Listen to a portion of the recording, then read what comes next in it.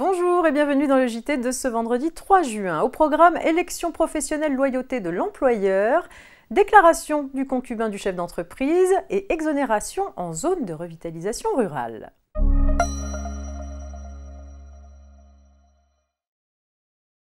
Dans un arrêt du 18 mai 2022, la Cour de cassation pose pour principe que c'est à celui qui invoque la violation par l'employeur de son obligation de neutralité en matière d'élection professionnelle d'en rapporter la preuve.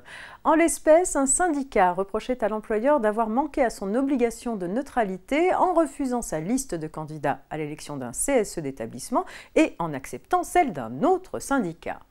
Le tribunal d'instance avait donné gain de cause au syndicat en considérant que l'employeur n'avait pas prouvé avoir respecté son obligation de neutralité.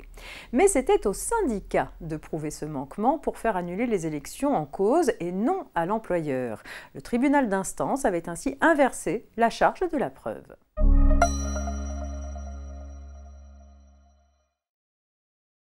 Autrefois réservé aux conjoints mariés, aux chefs d'entreprise ou liés à lui par un pacte civil de solidarité ou PACS, le statut de conjoint collaborateur est étendu aux concubins du chef d'entreprise depuis le 1er janvier 2022.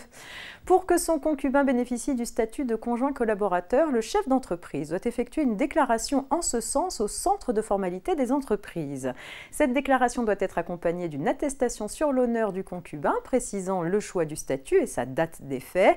Un arrêté du ministre de l'économie fixe les informations à indiquer dans l'attestation sur l'honneur dont il fournit un modèle. Ce texte vient d'être modifié pour tenir compte de l'extension du statut de conjoint collaborateur au concubin. Le modèle d'attestation sur l'honneur se trouve également actualisé.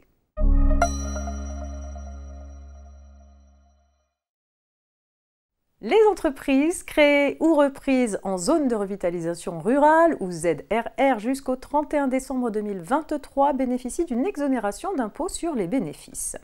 Pour éviter une utilisation abusive de ce dispositif de faveur, le fisc exige qu'il s'agisse d'une création d'activité ex nihilo, c'est-à-dire à partir de rien. Il a été admis que c'était le cas d'un médecin qui exerçait auparavant hors zone ou dans une autre ZRR et avait décidé de s'implanter dans une ZRR. Il pouvait bénéficier d'un allègement d'imposition à condition qu'aucun des moyens d'exploitation d'une activité préexistante ne soit repris, pas même un transfert partiel de patientèle. En revanche, l'implantation d'un médecin en ZRR ne peut être regardée comme une création ex nihilo dès lors qu'il conserve même partiellement sa patientèle. C'est la fin de cette semaine de JT préparée par la rédaction de la Revue Fiduciaire. Je vous donne rendez-vous non pas lundi, férié de la Pentecôte, mais mardi. Très bon week-end à toutes et à tous.